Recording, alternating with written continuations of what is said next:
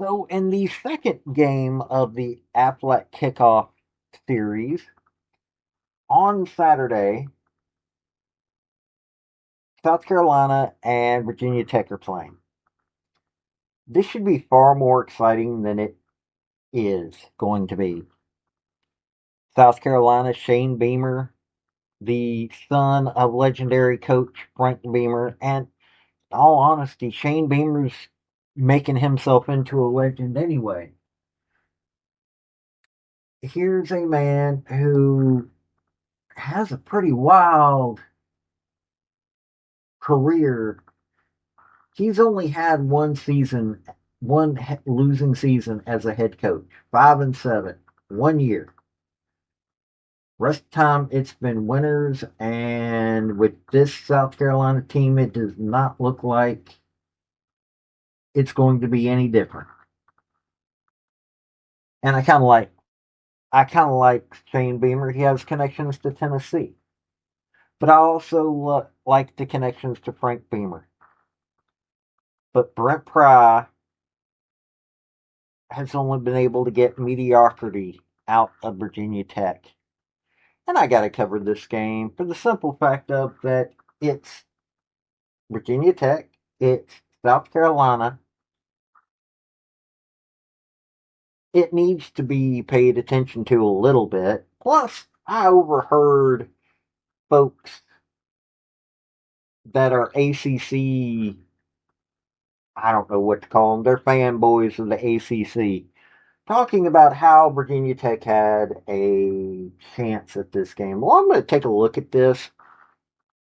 And to be perfectly honest with you, what I already know, I don't see it, but we're going to take a look at this together. So hit like and subscribe if you love you some college football, because this is my favorite time of the year to cover.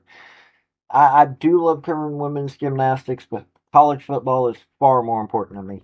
So let's go. Hey folks, this is Paul with Redneck Sports. I want to thank you for viewing my video, and I want to give you one thought process. There was a famous coach at the University of Tennessee by the name of General Robert Neyland. He had 6 maxims, but number 2 maxim is what everybody should apply to their life. Play for and make the breaks. When one comes your way, score. That's how to live your life right there. We're going to start with the Hokies. Brent Pry is on the hot seat. From everything that I've heard, he is on the hot seat. Had a talented roster last year and got beat by Virginia or by Vandy starting out.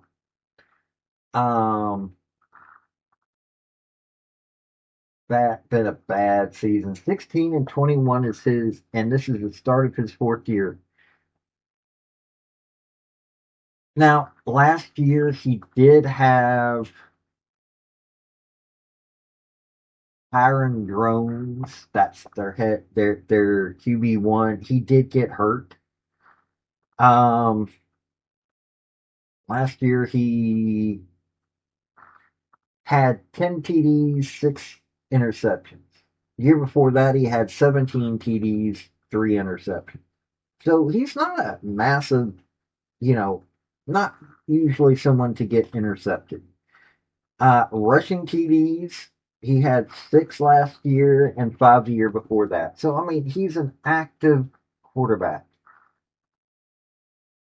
Their offensive line, on the other hand, like just looking at how many times that he's been sacked, he was sacked 14 times last year and he was out part of the season injured. He was sacked 21 times before that. This is not a strong, you would think that Brent Pry would have a stronger O line than that. Now, they did bring in some folks like Carrion Stewart, Aiden Green,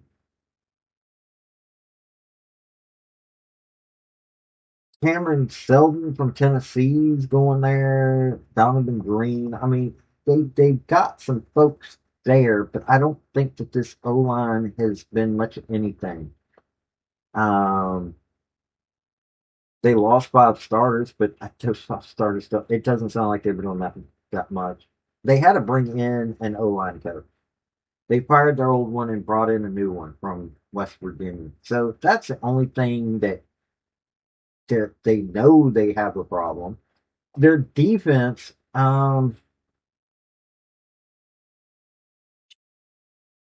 they've started a new. They fired their old defensive coordinator and brought in a new one. Sam Seepkees is the new guy, and so they got some returners, some transfers. I mean, this defensive line is what it is. I mean, I'm looking at all this, hearing about all this. The linebacker, you got Jaden Keller and Caleb Woodson, four safety transfers, and a young cornerback room. This is this is not Frank Beamer's uh, Hokie. That is for certain. This is not a team that. This is not a coach that you would see with his ability to mess with the transfer portal. But hey, it took a while for Frank Beamer to get going. So I will grant Brent Pry that. But this is not the era of slow starts. If he's not able to do much of anything, if he does not look like he's going to be much of anything, I can't imagine that they're going to keep him around. When you've got more losses than wins at this point, no. You've been to two bowl games, and that led to you having one of them be a losing season because you lost the bowl game. This is not going to be that kind of team unless those coordinators and those coaches have worked their tail end off to make sure that their players now understand what they need to do. So let's just get the first name out of the way when it comes to South Carolina, though. Much more positive things to talk about. South Carolina's got Shane Beamer. They've got Lenore Sellers. It's not even that big of a deal. Lenore Sellers, people are calling him probably the best quarterback in the SEC this coming year. Started out last season with a problem with turnovers, but changed that. Ended the season 66% of his attempts, 18 touchdowns, 7 picks. He can run, not to mention they've also got Raheem Rocket Sanders. Um, Unfortunately, Sanders is gone. That doesn't mean that they don't have something coming in because they got transfer Rasul Faison, Oscar Attaway the third are supposed to be pretty good, and they got several young receivers. So you've got a young group to help Lenore Sellers. I'm not worried about this offense as long as they gel, and considering what kind of team Virginia Tech is, this is going to be a hey, let's warm up. The defense, yep, the defense has been built.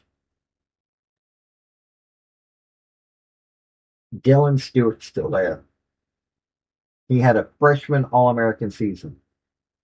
Nickelback Jalen Kilgore, 5 interceptions, leading the secondary. They've got a good blend of older and younger folks on that defense. And Shane Beamer, and let's not even talk about special teams. When you're talking Beamer ball, you have to talk special teams. Mason Love is there. Now, had to replace starters at kicker, punter, holder, long snapper, all of it. This is going to be, I'm not worried about it. It's Beamer ball. He's got a good defense. He's got a great defense. He's got, well, it's special teams. It's a beamer. What else can you say?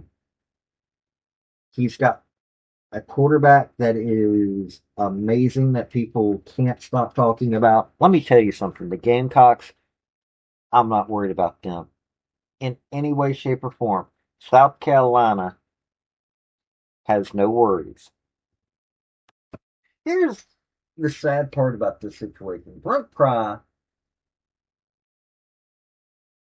is, holy cow, he has a connection to my neck of the woods. He went to Maryville College. It's a Division III school. It is in Maryville. It's in Maryville, Tennessee, which is really close to University of Tennessee, Knoxville. Quite literally. Um, until it was divided up between Division I, II, and III, the Maryville Scots played Knoxville Vol or the Tennessee Vols every year. He was student coach there. Um, he was graduate assistant at Virginia Tech. So that means he understands what Beamer ball is. Then he went to Western Carolina, Louisiana Lafayette, Memphis, Georgia Southern, Vandy as an assistant head coach. This was during the James Franklin years. He then went to Penn State. So he's, had some James Franklin, little bit of Frank Beamer, you know, he's had some good learning, but man, is he having a hard time applying it at Virginia Tech. Whereas Shane Beamer, well, it's Shane Beamer. He grew up. I mean, hey, played at Virginia Tech, of course. He also went to school at Tennessee. Was graduate assistant there and at Georgia Tech. Then he went to Mississippi State, then South Carolina, Virginia Tech as an assistant head coach, running backs coach, then to Georgia, then to Oklahoma, and now he's at South Carolina.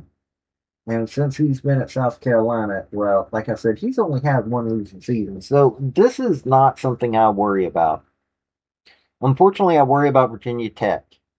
I'm hoping that Brent Pry can wake up, get that team going the right direction. But unfortunately, from the sounds of it, if he can't do it this year, well, he ain't going to be there much longer.